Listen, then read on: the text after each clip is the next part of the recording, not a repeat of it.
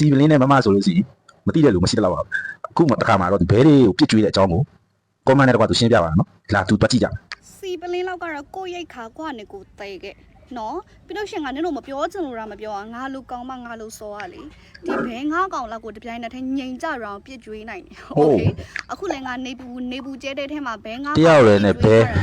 ဘဲငါကောင်ပြစ်ကြွေးနိုင်တယ်နော်သူတယောက်တည်းနဲ့ဘဲငါကောင်ပြစ်ကြွေးနိုင်ဆိုလားငါအစားအများကြီးပြစ်ကြွေးထားတယ်ကောင်နေငိန်တော့တွေ့လား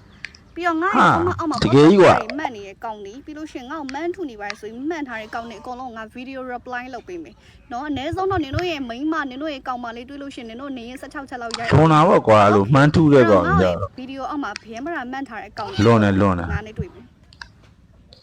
မှန်းထူစရာစားလို့ကွာအေးဟုတ်တယ်ပဲတာကြီးတို့ဟဲ့လေလာဘယ်နိုင်ငံစုခင်လဲမသိကွာစောင့်ရမိုက်တယ်အုံးမင်းလေးတွေနဲ့တက်လာအနောက်မှာတိုက်လေးတွေနဲ့စောင့်ရမိုက်တယ်စုခင်တွေလားငါတို့တွက်ချင်မလားโอ้နေလိုက်ဗီဒီယိုစနေရောပါဟုတ်တယ်စနေရောပဲရှုခင်လေးอ่ะเนาะစောင့်ရင်လှတာတကယ်လှတာရှုခင်လေးอ่ะပန်းချက်ကလေးပန်းချန်ဘယ်နိုင်ငံဘန်းချန်လဲမသိအစိမ့်နေတော့စင်ကာပူပဲဖြစ်မှာစင်ကာပူမဟုတ်ရင်မလေးပဲကွာ